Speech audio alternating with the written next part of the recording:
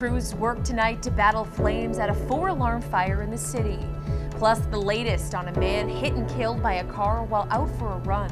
Police are searching for the driver.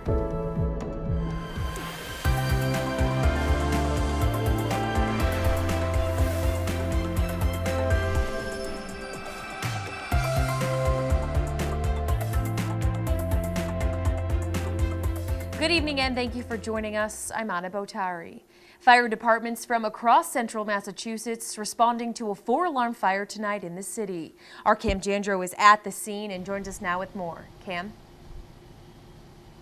Yeah, Anna, firefighters got the call around 7 p.m. that the 3-decker behind me on Harrison Street was in fact on fire. About an hour into battling these flames, they had to strike the 4th alarm. There is severe smoke and fire damage on the interior and exterior of the building. 4 Worcester firefighters were taken to the hospital earlier tonight for heat-related issues. The fire was so bad at one point, the house behind the Harrison Street 3-decker was actually on fire itself, but the department was able to extinguish it before it got out of control. Earlier tonight, we spoke to a man who had to be rescued from the 3rd floor of the 3-decker, as well as Deputy Chief Martin Dyer.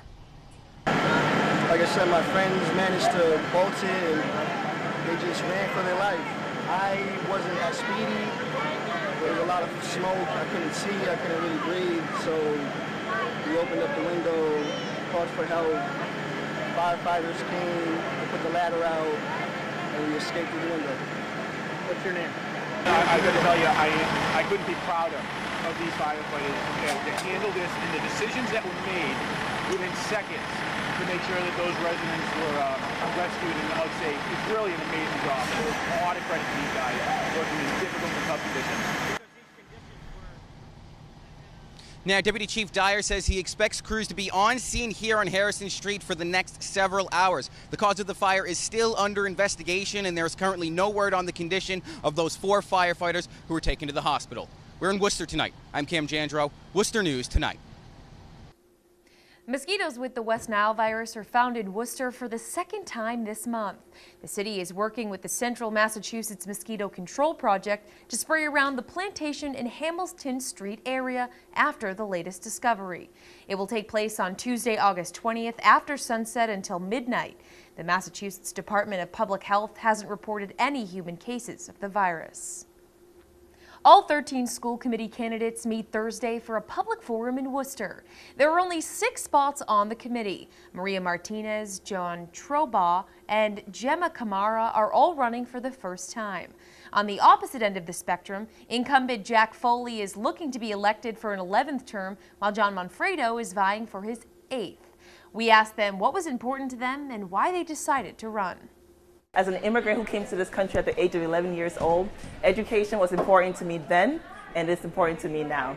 I think that if we can find some additional funding, which we have to do from the state, then the allocation of those dollars are really critically important for the city. I was a principal for 20 years, in the system for 40 years, and when I retired, I wanted to continue to make a difference in the lives of children. I felt there was poor communication between the school committee and the residents in the community. And I wanted to kind of fulfill that gap. How do we make sure that our children are prepared for work or prepared for college? The preliminary election is set for September 10th. The school committee is not the only hotly contested race in the city this election season. The race for city council also has a large field. There are 15 at-large candidates vying for 6 seats. The preliminary election is less than 1 month away, and Assistant City Clerk Nico Vangeli is encouraging people to register to vote by the August 21st deadline. Quite a few candidates when it comes to school committee, as well as quite a few candidates when it comes to council at large. So hopefully we'll have a high turnout on September 10th.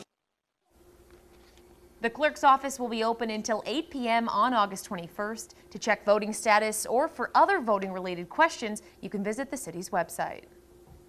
Sutton police are searching for the driver involved in a fatal hit and run. A man was killed while he was out jogging Wednesday morning. Police are now looking for the suspect's car. Our Brittany SCHAEFER has more. The victim is being identified as 51-year-old Daniel DeLima of Millbury. Neighbors I spoke to say he was always friendly and died doing something he loved. Surveillance video captures Daniel DeLima running in Millbury just minutes before police say an SUV struck and killed him and took off. Sutton police are now looking for a white SUV with extensive passenger side damage. It's unquestionable that the person who struck this individual knew that they struck them, and we're urging them to turn themselves in. DeLima's neighbors were shocked and say they can't believe this happened to such a nice family. It's terrible. The first thing that comes to mind is, distracted driving or impaired driving. So, it's unfortunate that somebody wouldn't stop in that situation. So you don't know if he could have been saved. I couldn't believe it. It was just shocking. My heart goes out to the whole family. I really am distraught, very distraught. Sharon CHOUINARD lives a couple houses away from DeLima in Millbury. She says the 51-year-old, his wife, and 7-year-old stepson just moved in a month ago. Very, very friendly. Kicking around the soccer ball, and he'd wave, and very, very friendly. He liked to jog, and that was his whole life. And he apparently, too, this was his dream house, and at his age, and I just feel horrible. Again, Sutton police are looking for a white SUV with passenger side damage. Anyone with any information is asked to contact police. In Sutton, Brittany SCHAEFER, Worcester News Tonight. Two brothers overcoming the odds visit Westboro Thursday to discuss their journey together competing in the Ironman World Championship. Brent and Kyle Pease recount their journey in their book Beyond the Finish. The brothers made history last October completing the Ironman. Kyle is living with cerebral palsy and is bound to a wheelchair, but the brothers were not going to let that be an excuse in fulfilling their dream. The book is about their journey, but it's also to inspire others. Go to show you that whether it's an Ironman or something that you're passionate about, don't let anything stop you from achieving your dream. The Ironman World Championships is the toughest one-day endurance challenge on the planet, and I watched Kyle push his body and his mind through one of the hardest things that we've ever done together, and to be able to share that and persevere, and now I get to call him Kona Kyle because he was a world champion athlete that day. Now, despite the rigorous course, they had a pretty good sense of humor. When asking the brothers what the hardest part of the Ironman was, Kyle said the whole thing. For more on their story or to purchase the book, you can visit their website at kylepeasefoundation.org.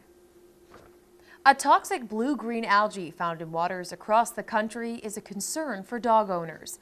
In Worcester, crews treat water often for algae. Veterinarians are advising people to be cautious with their pets. Our Chandler Walsh has more. Teresa Anderson doesn't know what she would do without her dog, Jack. Oh, he's a good boy. He's my buddy. And I wouldn't be around if I didn't have him because I wouldn't have no reason to get up. So she's taking precautions to keep the Bichon Frise safe from blue-green algae. The bacteria lives on standing water and can be fatal if dogs ingest it. I won't let him go into lakes or anything like that. If people or pets ingest the blue-green algae, they can produce toxins that are toxic to both the liver and the neurologic system. At the Community Animal Hospital in Shrewsbury, veterinarian Serena Selleck says symptoms occur minutes to hours after ingestion.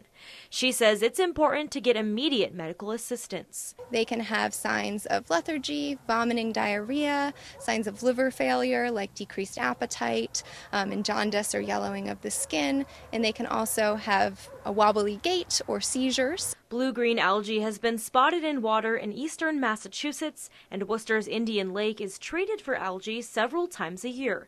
Selleck says it's a concern here. It doesn't always appear blue-green, so even like reddish or purplish or brownish algae, if there's a thick mat of algae on any pond or lake, I would not swim in it. Nash and Amber Fredette took their puppy Evie swimming for the first time last month. Didn't know how it was going to go, but she loved it. They learned of the algae afterward and say they're being more careful. We're good with her doing pools, yeah. Treated water. Like many dog owners, their dog's health is a priority. The whole family considers her basically like a human. Our parents think she's like their granddaughter essentially, so it's very important that she stay healthy and safe. Selleck says the algae is most common in the summer but can be present in early fall and late spring. She recommends contacting public health officials with any questions about bodies of water in the community. In Worcester, Chandler Walsh, Worcester News Tonight. The Worcester Red Sox may not be playing in the city for almost 2 years, but the team will start selling season tickets next week. Fans can begin signing up for early bird season tickets Monday. They start at $770 for seats along third base. The team is requiring a 25% deposit.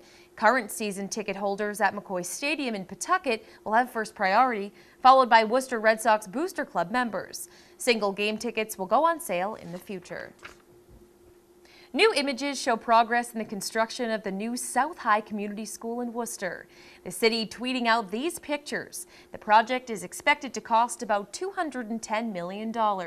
When complete, the new 4-level school will house new amenities like a gym, a 750-seat auditorium, a bakery, a media center, and South High will also have a new football field. The wings of the school will be grouped by subject and grade. The project is expected to be completed by December 2022. A popular restaurant chain is fined more than $400,000 for child labor law violations in Massachusetts. 4 of the 22 QDOBA restaurants cited are in central Massachusetts. Attorney General Maura Healey says her office launched an investigation after receiving a complaint from a minor employee at the Newton QDOBA location in 2018. All 22 locations in the state were audited. The AG's office says there were thousands of violations, including minors working too late into the evening and too many hours per shift. The QDOBA Restaurant Corporation has been cited $409,000.